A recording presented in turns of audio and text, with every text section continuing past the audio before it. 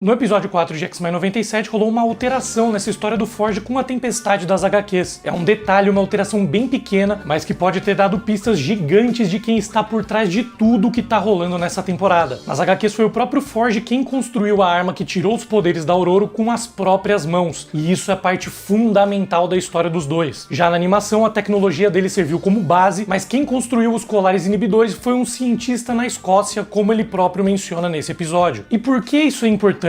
Tem uma foto na parede do Forge que mostra dois personagens importantíssimos junto com ele. O primeiro do lado esquerdo, que a Marvel sorrateiramente cobriu com outra foto para esconder, é o Bastion, principal antagonista da saga Operação Tolerância Zero das HQs, mas eu já falo sobre ele. O principal aqui é o outro personagem do lado direito do Forge. Esse é o Dr. Gottfried Adler, personagem que apareceu na primeira temporada do desenho clássico. Na verdade, quem apareceu foi a Mística, adotando a aparência desse cientista na Escócia, enquanto trabalhava pro Apocalipse e prometendo a cura pros poderes mutantes. Essa foi a primeira aparição do Apocalipse no desenho, um episódio no qual a vampira vai atrás dessa cura para finalmente poder tocar nas pessoas, mas acaba desistindo no final. Gottfried Adler é um personagem que não existe nas HQs, mas o sobrenome dele existe. A Irene Adler, a mutante conhecida como Destiny, é uma personagem muito ligada com a Mística nos quadrinhos e chegou até a ser interesse amoroso dela por um tempo. E o cientista verdadeiro nunca apareceu no desenho, então pode ser que o Dr. Adler nunca tenha existido de fato e a Mística tenha inventado esse nome com base na Irene. No episódio 9 da primeira temporada, quando o Avalanche pergunta pra Mística se o Dr. Adler tinha existido um dia, ela responde que ele era real o suficiente. Um jeito meio estranho de responder essa pergunta. E quando ela diz que o Dr. Adler já morreu, ela só faz isso pra salvar a própria vida, já que o Cable estava prestes a arremessar ela de um penhasco porque achava que ela era o cientista. Então essas duas falas dela, pela forma e contexto, não provam de fato a existência desse personagem e deixam em aberto a possibilidade do Dr. Adler nunca ter existido. Então o próprio Apocalipse pode ter usado a tecnologia do Forge para criar esses colares, mas foram os amigos da humanidade que dispararam. O que eles têm a ver com isso tudo? Nos episódios 8 e 9 da segunda temporada, o Apocalipse retorna, se passando por membro desse grupo anti-mutantes para manipular Graydon Creed Jr. e os amigos da humanidade. O objetivo do Apocalipse era usar esses radicais para espalhar o vírus tecno-orgânico e disseminar o ódio contra os mutantes. Então é legal lembrar que no desenho foi ele quem criou o vírus tecno-orgânico que o Senhor Sinistro usou no Cable no episódio passado, o que mostra que o Apocalipse deve estar por trás de tudo que rolou no episódio 3 também. Ele deve estar comandando o Senhor Sinistro igual na era do Apocalipse nas HQs, quando Nathaniel Essex era um dos 4 cavaleiros do Apocalipse e foi o braço direito de Ensabanur por um bom tempo. E nas HQs foi o contrário, o Senhor Sinistro criou o vírus e o Apocalipse infectou o Cable. Nos quadrinhos da Era de Apocalipse, Ensabanur instiga uma guerra genética entre humanos e mutantes porque ele acreditava na seleção natural e sobrevivência dos mais fortes. É exatamente o que eu acho que tá rolando aqui. Ele tá jogando dos dois lados, manipulando humanos e mutantes para começar uma guerra, enfraquecer o mundo e ele tomar o controle. O objetivo do Apocalipse no desenho clássico era destruir esse mundo. I know more of this world than you have even dreamed.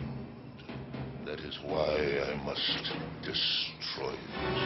E uma guerra entre humanos e mutantes é um bom jeito de começar. E como eu venho falando nos meus vídeos e comentários há um tempo, o momento perfeito para adaptar a Era de Apocalipse e uma história sobre a realidade alternativa dos X-Men é justamente agora, durante a saga do multiverso do MCU. Cada vez mais eu acho que a segunda temporada de X-Men 97 vai ser a Era de Apocalipse mesmo, mas quem sabe não começa antes, já no fim da primeira temporada. Quem já acompanha meus vídeos sabe que X-Men 97 tem semelhanças demais com a Era de Apocalipse para serem ignoradas.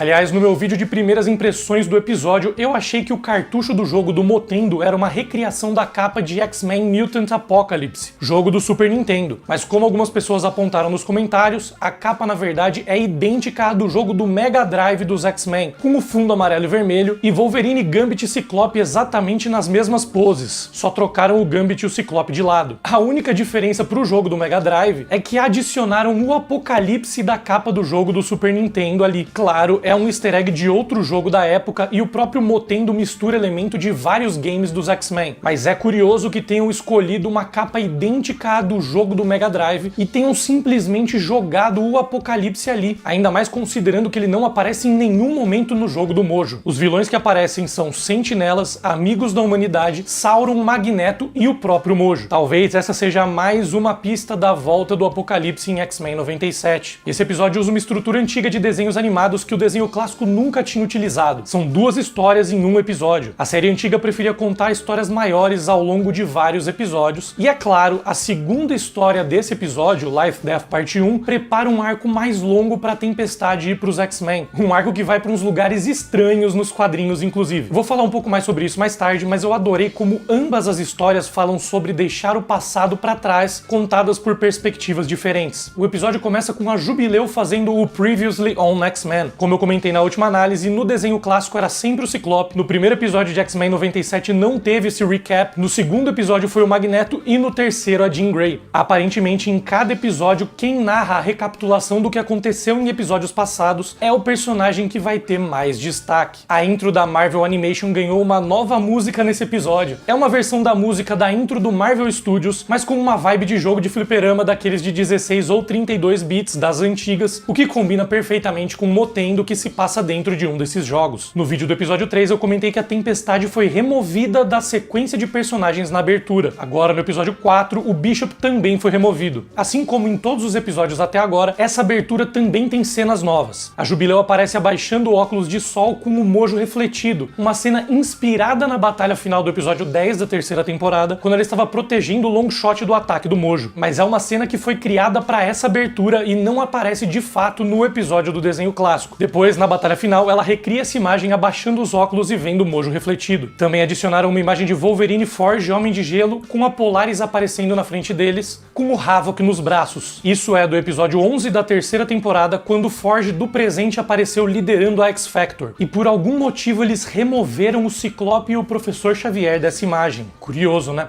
Outra cena adicionada na abertura é a imagem do Clube do Inferno e Charles Xavier sendo bloqueado telepaticamente por Emma Frost no episódio 15 da terceira temporada durante a saga da Fênix Negra. Na ocasião, Xavier estava tentando encontrar os X-Men telepaticamente dentro da sede do Clube do Inferno e ficou chocado quando Emma bloqueou a mente dele. Mas se o Clube do Inferno não tem absolutamente nada a ver com esse episódio, por que colocaram eles na abertura? Bom, eu tenho uma teoria legal, mas daqui a pouco eu explico. A primeira parte do episódio se chama Motendo, que é literalmente uma mistura do nome do Mojo com Nintendo. No café da manhã, no começo do episódio, o Gambit se irrita com o Magneto porque ele sabia quanto de açúcar a vampira gosta no café. É legal lembrar que a vampira chama todo mundo carinhosamente de Sugar, o que dá um pouco mais de peso pra essa cena. Aí o Gambit faz uma piadinha meio passivo-agressiva com a situação e o Magneto dá uma invertida cabulosa nele, que deixa o Remy pé da vida e constrangido. Aqui o Gambit aparece de novo usando aquela camiseta rosa cortada do primeiro episódio, fazendo de tudo pra atrair a atenção da vampira. É legal comentar que o dublador do Gambit, AJ Locascio, usou essa mesma camiseta na WonderCon em São Francisco recentemente. E o Wolverine tá usando aquela camisa amarela xadrez que ele sempre usava no desenho clássico, mas ele sempre usava essa camisa com a jaqueta marrom por cima. Ele também apareceu com a camisa e a jaqueta no primeiro episódio de X-Men 97. Vou confessar que é bem esquisito ver ele só com a camisa sem o casaco por cima. Não tô acostumado. Esse episódio se passa no aniversário de 18 anos da Jubileu. O Fera faz um trocadilho com o nome dela, Jubilation Lee, e é a única frase que ele diz no episódio inteiro, além de ser a única aparição dele também. Então nesse episódio não temos novidade na busca por atitudes suspeitas do Fera, mas eu ainda tô de olho. Magneto conta mais uma vez que os pais dele morreram quando ele era criança. A expressão do Morfo é sensacional nessa cena quando ele percebe que falou besteira. E lembrando que no desenho clássico retrataram o Magneto como um sobrevivente da Segunda Guerra Mundial, mas de maneira genérica, já que não podiam mencionar o nazismo em programas infantis da época. X-Men 97 já foi mais direto quando abordou o assunto no segundo episódio. E a Jubileu queria passar o aniversário no fliperama como nos velhos tempos. Isso é uma referência à primeira vez que ela apareceu na série dos anos 90. Pra quem não lembra, no primeiro episódio do desenho clássico, ela foge de casa pro shopping, justamente pra jogar fliperama, e os poderes dela explodem a máquina sem querer. E a Jubileu também menciona casualmente que o Scott e a Jean estavam na ONU trabalhando em políticas mutantes. Isso é mencionado também pelo Mancha Solar. Eles estavam na ONU porque Genosha estava sendo admitida como parte das Nações Unidas. Roberto da Costa diz que Genosha entrando na ONU era um grande feito. É mais uma menção a Genosha na série, sem contar que o próprio jogo do Mojo revisita eventos que aconteceram na ilha também nesse episódio. Lembrando que no episódio 7 da primeira temporada, Genosha era uma ilha que usava mutantes como mão de obra escrava para construir sentinelas. Mas ao longo do desenho, os mutantes tomaram o controle da ilha. No segundo episódio de X-Men 97, por exemplo, os Morlocks aparecem em um navio indo para Genosha atrás de refúgio, graças graças ao Magneto. Eu acho que eles continuam mencionando Genosha porque o fim da temporada vai usar muitos elementos de extinção, principalmente nos 3 últimos episódios que são chamados de Tolerância à Extinção, partes 1, 2 e 3. Cassandra Nova deve aparecer e pode usar um molde mestre para criar sentinelas e massacrar milhões de mutantes que vivem na ilha, assim como na trama de Grant Morrison de 2001. A gente já viu elementos de extinção adaptados em X-Men 97, especialmente no primeiro episódio, e eu comento isso mais a fundo na análise dos episódios 1 e 2. E a Jubileu tem um boneco de pelúcia do Longshot no quarto. É legal lembrar que no episódio 10 da terceira temporada, ela acabou desenvolvendo uma paixãozinha por ele. Então é mais um triângulo amoroso nessa série, Jubileu, Longshot e Mancha Solar. No pôster atrás da cama, com um N ao contrário, pode ser uma referência ao Nine Inch Nails, banda que a Jubileu definitivamente seria fã nos anos 90. Aí do nada aparece um videogame novo no quarto dela. Apesar de o videogame se chamar Motendo em homenagem a Nintendo, o console e os controles se parecem muito mais com um Mega Drive, e sobre a capa do jogo eu já falei no começo do vídeo. Um dos jogos que também serviu como inspiração para esse episódio, pelo menos pro tema, é X-Men Mojo World, jogo do Game Gear de 1996. O console diz 16 bits, mas por misturarem diversos jogos, ao longo do episódio tem horas que dá a sensação de serem jogos de 8 bits ou até de 32 bits, dependendo da fase. Basicamente trouxeram pro Motendo toda a era do Super Nintendo, Mega Drive e fliperamas da Konami, nostalgia pura. Aí uns fios tecnológicos saem do console e prendem o Mancha Solar e a Jubileu na cama. É uma cena meio perturbadora, especialmente quando esses fios atravessam o rosto deles e entram nos olhos dos dois. É tudo pra dar uma sensação de uma nova tecnologia invasiva de realidade virtual. Assim que os cabos chegam nos olhos da Jubileu, dá pra ouvir um barulho de internet de escada, como se ela estivesse se conectando no jogo.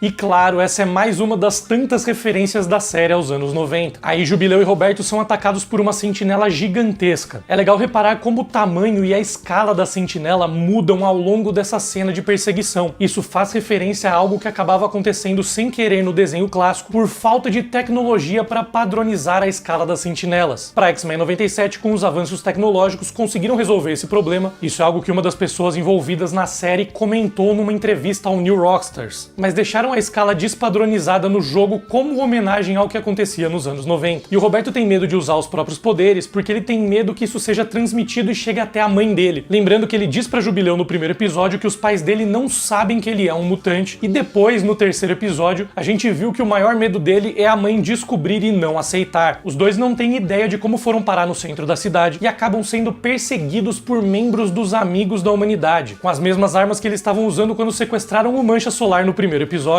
Os dois encontram uma cabine telefônica com um orelhão para escapar dali. Isso pode ser uma referência à realidade simulada de Matrix, claro, mas também existem jogos como a série Yakuza, por exemplo, em que você salva o jogo em orelhões. Então isso meio que dá a impressão de que eles chegaram no fim da fase e salvaram o jogo para depois serem transportados para o próximo nível. Eles são transportados para Genosha, mas a Genosha do começo do desenho, do episódio 7 da primeira temporada, quando os mutantes eram escravizados, algo que a Jubileu percebe na hora. Nesse episódio do desenho clássico, Jubileu, Tempestade e Gambit foram investigar a ilha e acabaram sendo capturados e forçados a trabalhar construindo sentinelas enquanto usavam os colares inibidores de poder. No fim do episódio, eles acabam escapando com a ajuda de Cable. Aqui vemos alguns personagens que aparecem naquele episódio, também trabalhando como escravos. Tem uma imagem bem rápida que mostra o corpo e o traje do mutante chamado Pássaro Trovejante, que era um dos escravos de Genosha no episódio 7 da primeira temporada. O Blob e o Sunfire também aparecem fazendo os mesmos trabalhos que fizeram naquele episódio. Também dá pra ver por um breve momento a Dominó. E claro, todos estão usando os colares inibidores que foram construídos por Adler. Também é legal lembrar que a história do jogo Mutant Apocalypse pra Super Nintendo se passava em Genosha. No jogo, Wolverine, Ciclope, Fera, Gambit e Psylocke são enviados pelo Professor X para resgatar os mutantes que tinham sido escravizados pelo Apocalipse na ilha. Se foi mesmo o Apocalipse quem desenvolveu os colares, ele pode ter a ver com essa escravização dos mutantes, e isso tem total a ver com o enredo do jogo do Super Nintendo. É legal notar que as primeiras fases do jogo em Motendo representam ameaças diretamente ligadas ao preconceito anti-mutante, começando com as Sentinelas, depois os Amigos da Humanidade e por fim, literalmente uma ilha de escravos mutantes. Considerando que os episódios finais da temporada são chamados de Tolerância à Extinção, uma frase que Garrick também disse no episódio 1, dá pra gente ver que uma guerra genética entre humanos e mutantes vai começar em breve. Os guardas que estavam escravizando mutantes são mortos de repente por uma personagem misteriosa chamada Abscissa. Daqui a pouco eu falo sobre ela. Então o Mojo aparece finalmente. Se você quiser saber mais sobre quem é esse vilão, eu tenho um vídeo aqui no canal explicando toda a história dele nas HQs. O Mojo explica que ele se alimenta da audiência dos programas dele. É por isso que ele aparece magro no começo. Ele fala sobre a queda da audiência e revela que por conta disso decidiu se aventurar no mundo dos games. Quando ele engorda é porque a audiência subiu. Então ele transmite para Jubileu e Roberto imagens do Wolverine no episódio 11 da segunda temporada, chamado Mojovision. É legal lembrar que o Mojo nesse episódio colocou até uma versão robótica do Justiceiro para lutar contra o Wolverine, em uma sitcom fake chamada I Dream of Jean, que obviamente era uma brincadeira com Jean é um gênio, clássica série de TV que era chamada de I Dream of Jeannie no original. Essa sitcom clássica também inspirou o episódio 2 de WandaVision. Na cena que o Mojo mostra, o Wolverine tá lutando contra versões robóticas dos guardas do Império Shi'ar. Primeiro aparece um personagem chamado Flashfire e depois Gladiador, principal guarda do Império. Quando o Mojo explica que decidiu mudar de direção, de TV para games, ele usa a palavra pivot no original em inglês.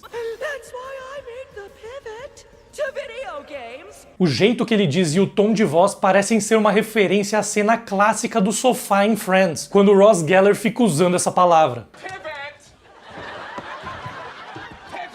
Mojo diz que mutantes do primeiro escalão eram caros para contratar e menciona que a Crystal teve um show. Para quem não sabe, Crystal é uma personagem das histórias dos X-Men, uma mutante chamada Alison Blair, que também é cantora. Inclusive nas HQs ela apareceu pela primeira vez na saga da Fênix Negra, mas não quis entrar para os X-Men de cara. Depois de um tempo ela acabou entrando para a equipe justo no período em que a Tempestade estava sem poderes. Aliás, ela entra para os X-Men quase ao mesmo tempo que o Longshot, e os dois acabam virando um casal. É, amigos, os X-Men não perdoam ninguém. Todo mundo pega todo mundo ali. Mas essa menção a Crystal também faz referência ao desenho clássico. Na segunda temporada, a Crystal aparece como uma maquiadora do Longshot no antigo programa de TV do Mojo. Mas depois ela fugiu do Mojoverso e se tornou cantora no desenho também, aparecendo na própria saga da Fênix Negra. Mojo depois transmite uma imagem de alguns X-Men recriando uma foto clássica de Who's the Boss, uma antiga sitcom americana. Isso é uma piada com o fato de que Tempestade, Jean, Xavier, Magneto e Ciclope, todos que aparecem na imagem, lideraram os X-Men em algum momento nas HQs. Então ele muda para outra imagem, recriando uma foto de um spin-off do Cosby Show chamado A Different World. Aqui os X-Men aparecem com uma formação diferente, claro, por ser uma imagem que fala sobre um mundo diferente. E me parece uma formação bem aleatória, para ser sincero. A imagem mostra Bishop, Mancha Solar, Jubileu, Tempestade, Vampira, Forge, Gambit e, no fundo, Darwin, aquele mutante que tem o poder de se adaptar, que aparece em X-Men Primeira Classe, e o Estrela Polar, que apareceu 3 vezes no desenho clássico, incluindo no episódio dos mutantes escravos de Genosha na primeira temporada. Mas é curioso que essa imagem mencione um mundo diferente. Já é a segunda menção a um mundo diferente em X-Men 97, depois da Ororo ter falado no segundo episódio que sentia como se estivesse vivendo em um mundo diferente. Eu sigo achando que os eventos dessa série estão se passando em uma realidade diferente do desenho clássico, que rolou uma alteração nessa realidade, um evento Nexus. E isso deve culminar em uma adaptação da Era do Apocalipse, como eu venho falando. E claro, mais pra frente tudo isso pode ser revertido. O Mojo também faz piada com os problemas que estão rolando no relacionamento de Jean e Scott, mostrando eles como se estivessem em uma batalha judicial em uma série chamada Tribunal do Divórcio. Eu ainda quero ver esse conflito no relacionamento dos dois sendo bastante explorado em X-Men 97. E só um comentário rápido, era de se esperar que o Mojo aparecesse nessa temporada. A principal imagem de divulgação de X-Men 97 foi inspirada em uma imagem de X-Men Volume 2, número 11, que mostrava os X-Men após uma batalha contra o próprio Mojo. Isso aconteceu no arco O Mágico de X, quando o Mojo tentou criar a própria versão de O Mágico de Oz, usando os X-Men como os personagens que atravessam a estrada de tijolos amarelos. Nessa imagem de divulgação, as poses e a disposição dos personagens são exatamente iguais à cena da HQ, mas trocaram a Psylocke pela Jean e adicionaram Tempestade, Bishop e Morpho nos cantos. Essa imagem também apareceu no episódio passado sem Tempestade, Bishop e Morpho, usando só os personagens que estavam mesmo na imagem da HQ. Aí a gente chega no jogo mesmo. Primeiro aparece o Magneto rindo maleficamente sobre o mundo, e então abre a tela inicial do jogo, chamado X-Men The Rise of Jubilee. Um detalhe legal, dá pra ver que o jogo tem copyright de 1997 pela Motendo Games. O fundo da imagem tem um tema meio espacial, assim como o fundo da sequência de abertura dos episódios do desenho. Aí toca uma versão de 16 bits da música tema da abertura dos X-Men, feita por Ron Wasserman.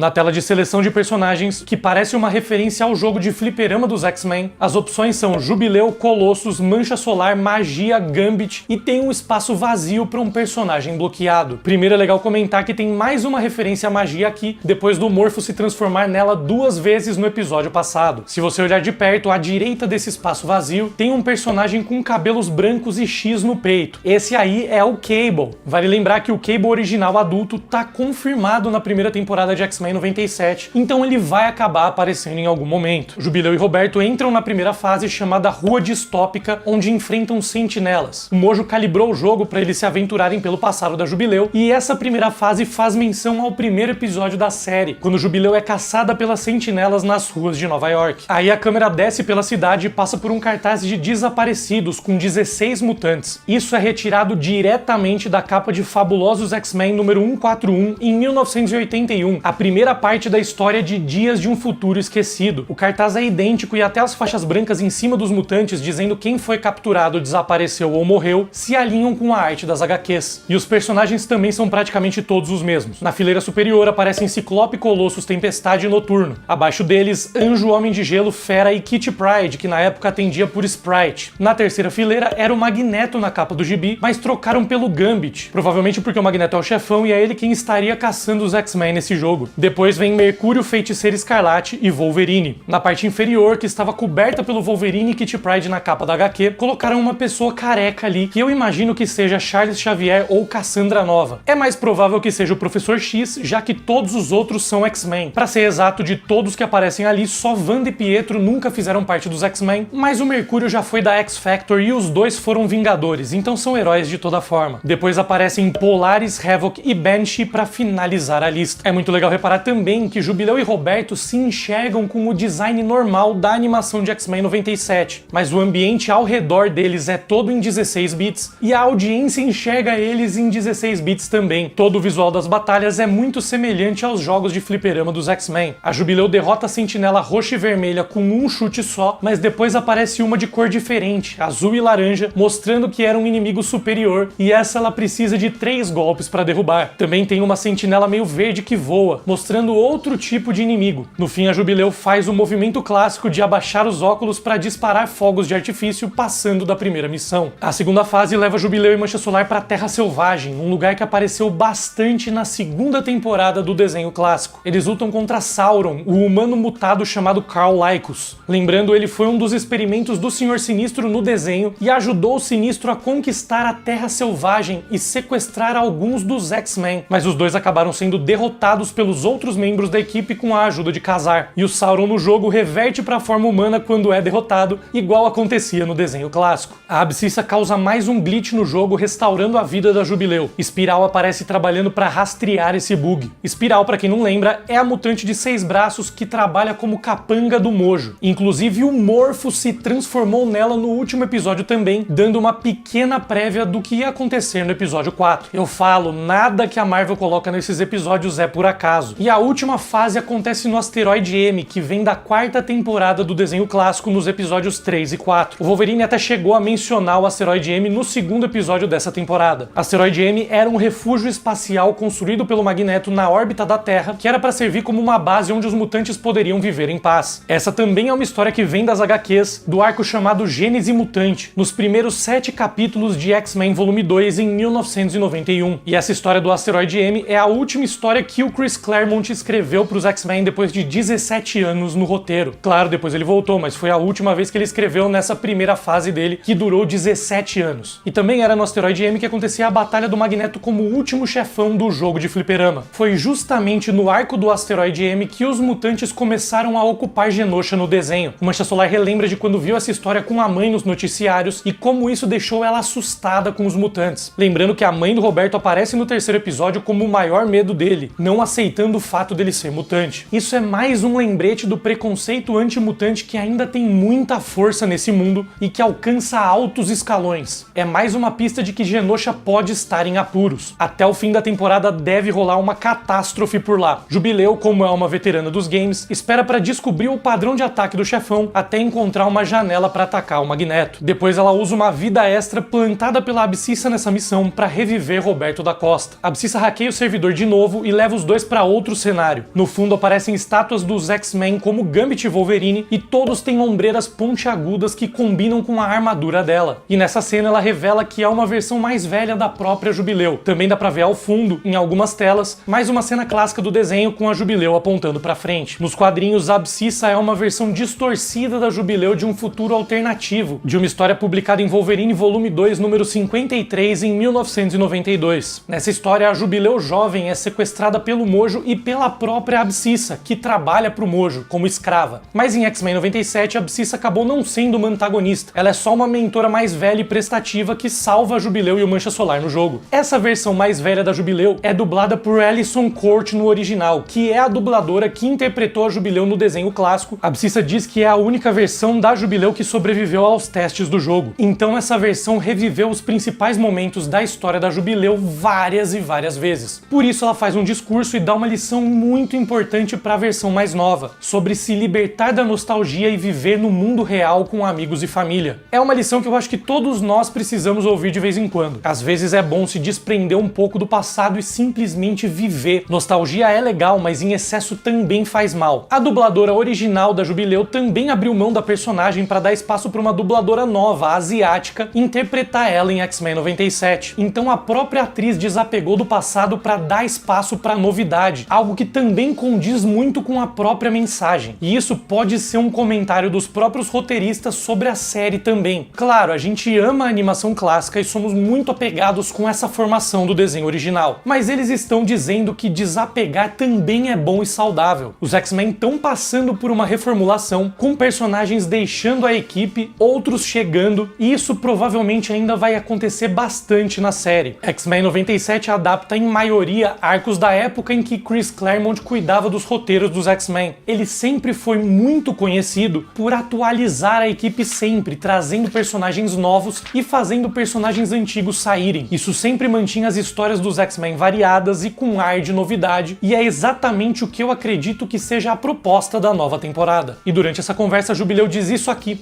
So Magneto was right. Magneto estava certo é uma história recente das HQs de 2023, mas que apela justamente para nostalgia. A história segue os Novos Mutantes e se passa na época em que Magneto era diretor da Escola Xavier, revisitando a era de Chris Claremont da década de 1980, mas contando a história de um outro ponto de vista. Então eles olham para uma tela gigante de fliperama com fotos de Ciclope, Colossus, Wolverine, Tempestade, Noturno, Gambit, igual a um dos arcades antigos dos X-Men. Um mojo gigantesco sai de dentro da tela como se fosse o último chefão de todos. É tipo a Úrsula gigante em A Pequena Sereia. Jubileu e Abscissa dão as mãos para unir os poderes delas e derrubar o mojo gigante. Nesse momento começa a tocar uma música agitada que parece até música de abertura de anime, dando mais clima de ação pra cena. O mojo promete que vai arregaçar os dois na sequência, o que é preocupante. Por essa fala, eu imagino que talvez role um Motendo Parte 2 na segunda temporada, ou quem sabe até um Mostation, uma continuação adaptando os jogos do PlayStation 1 e 2. Eu ia amar isso aí.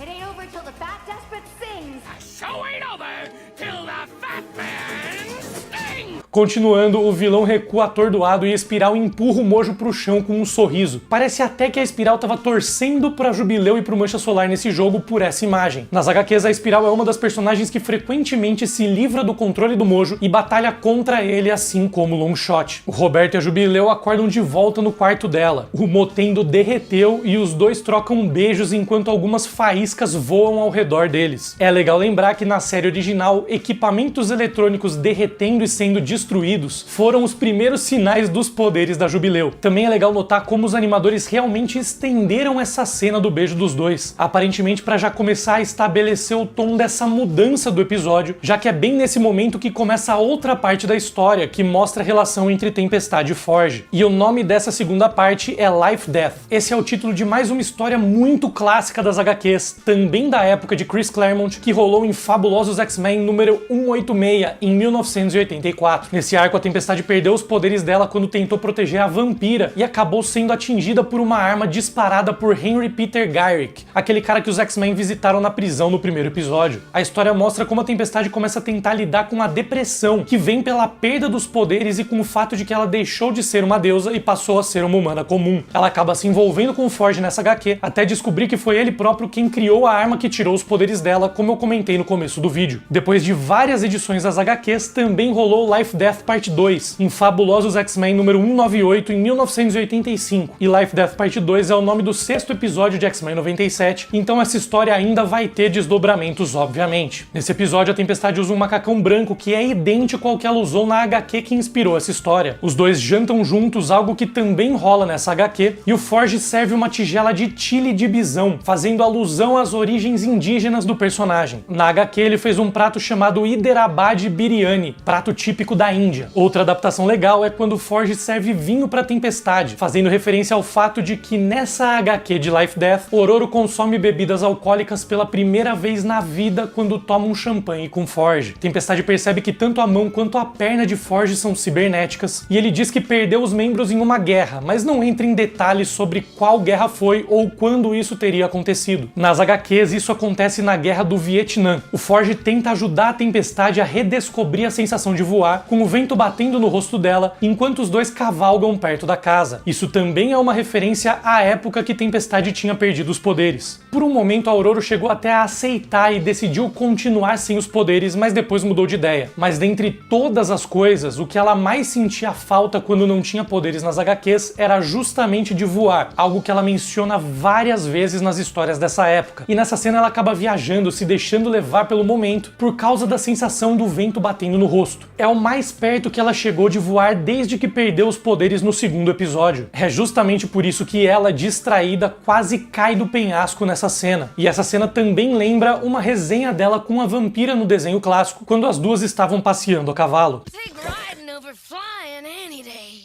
At your pace, Rogue, I'm surprised you can tell the difference. Toda a história de Life Death Parte 1 nas HQs se passa dentro do prédio onde o Forge trabalhava em Dallas, chamado Eagle Plaza. Nessa história ele criava projeções holográficas da natureza dentro do prédio, e isso acabava incomodando a Tempestade, principalmente pelo fato dela ter perdido os poderes e o controle sobre a natureza. O prédio era cheio de plataformas flutuantes e a Tempestade tinha medo de cair, já que não podia mais voar, algo que também é representado nessa cena do penhasco. Será que é isso que tá acontecendo aqui? Será que a Tempestade nunca saiu do rancho e tudo que tá rolando nessa cena são projeções holográficas? Acho improvável, mas também é interessante levantar essa hipótese. Eu não sei se podem ser hologramas, mas ainda acho que aquilo tudo pode não ser real. Tem outra possibilidade mais provável e mais interessante que eu vou comentar já já. Na ponta do penhasco aparece uma coruja voando. É legal lembrar que uma coruja também apareceu na janela quando ela tentou usar os poderes logo depois de ter perdido, durante o julgamento do Magneto no episódio 2. E até a própria montanha também tem o formato do rosto de uma coruja. Essas aves também aparecem nesse arco da Tempestade em Fabulosos X-Men número 220 e são importantes. Na verdade, nas HQs são águias, mas o significado é o mesmo. E também tem coisas relacionadas com corujas nessas HQs que eu já comento. As águias aparecem na imaginação da Tempestade como uma metáfora sobre o relacionamento dela com o Forge. Primeiro elas se amam nos céus, depois o macho se revela ser um ser metálico, fazendo alusão às próteses do Forge, e ataca a fêmea, ferindo ela gravemente e tirando dela a habilidade de voar. É legal notar que mesmo sem os poderes, a Tempestade consegue sentir em que direção o vento está soprando. Ela diz que os ventos naquela região sempre sopram para o leste. Isso faz ela ficar intrigada com o fato de que a coruja estava circulando, voando na direção errada. Mas é claro, existe uma escuridão mais profunda nesse pássaro que ela meio que está sentindo nesse momento, porque não é uma coruja real. É, na verdade, um demônio místico indígena que tá ali pra tocar o caos. Aí o Forge leva a Tempestade até a oficina, onde ela vê uma foto dele como líder da X-Factor, fazendo referência ao episódio 11 da 3ª temporada, quando a equipe enfrentou os X-Men. Ele aparece ao lado de Mercúrio, Havoc, Polaris, Guido, Lupina e Homem Múltiplo. Também tem uma foto do Forge pensativo em uma praia, e é aqui que aparece a imagem que eu comentei no começo do vídeo, do Forge na época de exército, junto com o Dr. Gottfried Adler e Sebastian Gilberti, o Bastion. Isso me faz pensar que talvez a X-Force Force e Adler estivessem trabalhando juntos para o governo o tempo todo, já que a X-Factor era apoiada pelo governo no desenho e a Val Cooper era a grande líder nas HQs, e isso pode ser uma maneira de trazer a mística de volta para a série. Também tem uma história das HQs na qual o Sr. Sinistro se infiltra na X-Factor para manipular a equipe Val Cooper, que comandava eles na época. Eu não vou entrar em muitos detalhes aqui, eu conto essa história mais profundamente no meu vídeo sobre quem é o Sr. Sinistro, mas a Val está no centro de tudo. É ela quem comanda a X-Factor e também é ela quem monta uma equipe de ex-criminosos super poderosos chamados Freedom Force, que eram liderados pela Mística e que se tornam responsáveis por caçar os X-Men nas HQs, bem nessa época das histórias do adversário atacando a Tempestade e o Forge. Isso me faz pensar que talvez a Freedom Force apareça em X-Men 97 e seja formada pelos membros do Clube do Inferno e pela Mística se passando por Adler, seguindo a linha de ex-criminosos que caçam os X-Men e da Mística sendo a líder da equipe. Talvez a Val tenha montado essa equipe no desenho também, o que justificaria a aparição dos membros do Clube do Inferno na abertura desse episódio. E todas essas imagens do adversário poderiam ser, na verdade, manipulações telepáticas da Rainha Branca. A abertura do episódio dá destaque justamente para as habilidades psíquicas da Emma Frost. Talvez o adversário seja um personagem viajado demais pro desenho e eles tenham usado apenas como um easter egg dos quadrinhos dessa fase de Chris Claremont. Mas claro, ele é importante nessas HQs, então pode ser que seja ele mesmo. Uma última opção para as visões da Tempestade quando o adversário aparece é que em Life Death Parte 2 ela é picada por uma cobra que causa alucinações. Pode ter acontecido isso também, mas eu acho a opção menos provável das três e a mais fraca também. Já Bastion, o outro personagem que aparece na foto, é o líder da Operação Tolerância Zero, um evento das HQs onde o governo mandou sentinelas para caçar e matar todos os mutantes. Operação Tolerância Zero também deve ter a ver com os últimos episódios. Tolerância é extinção deve ser uma brincadeira com os nomes de dois arcos, Operação Tolerância Zero e E de Extinção. E o Bastion na verdade não é um humano, ele era secretamente uma combinação da mente do Molde Mestre e de Nimrod, a mega sentinela do futuro que a gente viu nos episódios de Dias de um Futuro Esquecido. Então por que o Forge tá nessa foto como Bastion? Bom, isso tá implicando que o Forge também pode ter sido responsável pela tecnologia que resultou na criação das sentinelas originais. O Forge ter uma mão na invenção das sentinelas seria ironicamente amargo, já que a gente sabe que ele passa anos no futuro lutando contra as próprias sentinelas em um futuro apocalíptico. No quadro de trabalho do Forge tem uns desenhos de equações e gráficos e ali aparece X1963. Isso é uma referência ao primeiro quadrinho dos X-Men lançado em 1963. Além disso, tem uma receita das melhores panquecas e uma foto dele com uma espátula, fazendo referência ao lado do Forge que gosta de cozinhar, tanto nas HQs em Life Death quanto nesse episódio. O Forge tenta reverter os efeitos da arma do Executor colocando a Tempestade em uma câmara, mas quando a Tempestade estende a mão em direção à coruja, implorando aos ventos que obedeçam os comandos dela, eles não respondem e ela desaba em lágrimas. Isso também é retirado das HQs em Fabulosos X-Men número 226, quando Forge e Tempestade estavam em um rancho e ele tenta restaurar os poderes dela para conseguirem combater o adversário. A primeira tentativa não funciona na HQ, mas logo depois Ororo acaba recuperando os poderes dela e sai voando, ainda na mesma edição dos quadrinhos. E a Tempestade estendendo a mão para a coruja replica a cena de quando ela perdeu os poderes no episódio 2. Tem um paralelo bem interessante das duas histórias desse episódio. Tanto a Jubileu quanto a Tempestade estão tentando reviver os dias de glória do passado, mas ambas precisam aprender a evoluir e crescer, lidar com o momento presente e as circunstâncias que a vida impôs para elas. As duas se apegam desesperadamente ao passado, mas precisam aprender a viver o hoje. Depois do Forge confessar que a tecnologia dele serviu como base para o Dr. Adler criar os colares inibidores, a Tempestade decide deixar o rancho e sai cavalgando na chuva, mas acaba encontrando uma presença demoníaca e vai parar do nada de volta na casa do Forge. É quase como morrer em um jogo e renascer de volta no último checkpoint, se for pensar bem. Essa queda dela no episódio recria uma queda que ela sofreu no prédio do Forge quando estava desorientada pelos hologramas nas HQs, mas aqui é um pássaro demônio gigante que ataca. E quem é esse tal de adversário? Bom, o adversário é uma entidade mística demoníaca das antigas relacionada com a tribo dos Cheyennes, que é a tribo do Forge e nas HQs também é a tribo da Echo, mas a Marvel mudou isso no MCU e na série ela era da tribo Choctaw. Essa entidade também é conhecida como o Grande Enganador. Ele é nativo de uma dimensão de caos, e é esse caos que o adversário quer espalhar pela dimensão da Terra. Ele aparece pela primeira vez em Fabulosos X-Men número 188, entre as partes 1 e 2 de Life Death. O Forge foi treinado pela tribo dele desde o nascimento para enfrentar o adversário, adversário, mas depois de adulto ele decidiu abandonar a vida de xamã e se alistar no exército, indo servir na Guerra do Vietnã. Durante essa guerra, o Forge acabou fazendo um feitiço xamânico quando 9 homens do pelotão dele morreram. E foi isso que acabou resultando na ligação do adversário com a dimensão da Terra. Depois o adversário aparece se passando por Nazé, um sábio xamã da tribo Cheyenne e mentor de Forge. Ele toma o lugar desse xamã para manipular a tempestade e jogar ela contra o Forge, porque acreditava que os dois eram os únicos capazes de impedir os planos dele. Nas HQs, ao mesmo tempo em que a tempestade e o Forge lidavam com o adversário, a Freedom Force da Val Cooper caçava os X-Men. Mas a manipulação do adversário é bem sucedida e ao fazer isso, ele consegue prender Ororo e Forge em outra dimensão. Então o adversário batalha contra os X-Men, que estavam tentando salvar a tempestade, e contra a Freedom Force. Isso acaba fazendo Forge ter que lançar um feitiço que sacrifica os X-Men para banir o adversário da Terra. Eles morrem enquanto tudo é transmitido ao vivo na TV. Nessa mesma época, o Mojo fica desesperado com a morte dos X-Men, porque precisava deles pela audiência, e decide criar cópias deles, conhecidas como X-Babies. Isso também acaba virando uma história recorrente do Mojo com versões bebês dos X-Men nas HQs. E pouquíssimo tempo depois, os X-Men são trazidos de volta à vida pela deusa Roma. Aqui, o adversário é dublado por Alison Seeley Smith, a mesma atriz que dubla a Tempestade. Então é como se a Tempestade estivesse ouvindo essas palavras dela mesma. Eu me pergunto se vai ter uma voz diferente nos episódios futuros, ou se isso pode ser mais uma pista de uma manipulação telepática da Emma Frost, dentro da mente da Ororo. Essa forma de coruja gigante, como eu disse há pouco, é uma adaptação das HQs também. Em Fabulosos X-Men número 222, o adversário manda demônios para atacar a Tempestade. A forma original desses demônios tinha o rosto de coruja igual nessa cena, mas eles também tinham o corpo de cobras. Eu acho essa forma que ele assume no desenho bem mais aterrorizante que a das HQs. E isso também faz com que o demônio seja um adversário interessante para a Tempestade, como uma ave de rapina que pode voar e provocar Ororo. Ainda mais considerando que o adversário é um deus indígena e está ali para lutar contra uma ex-mutante que era considerada uma deusa no passado. E é legal comentar que o arco Inferno, adaptado no episódio 3, nas HQs acontece logo depois de toda essa história com o adversário. Então inverteram a ordem das duas sagas no desenho. E depois disso, a Mansão X é destruída e os X-Men ficam sem base, migrando pelo mundo de país em país, algo que também acontece durante os eventos da Era de Apocalipse nas HQs. Por isso eu acho que os X-Men devem estabelecer uma base em Genosha até o fim da temporada, como eu falei na análise do trailer da animação. E em Operação Tolerância Zero, os X-Men também perdem a mansão que é tomada por Bastion. Então parece que tá tudo conectado realmente. E lembrando que o próximo episódio deve ser sobre o Gambit. O nome do episódio é Remember It, que é uma catchphrase que o Gambit usa com frequência no desenho clássico.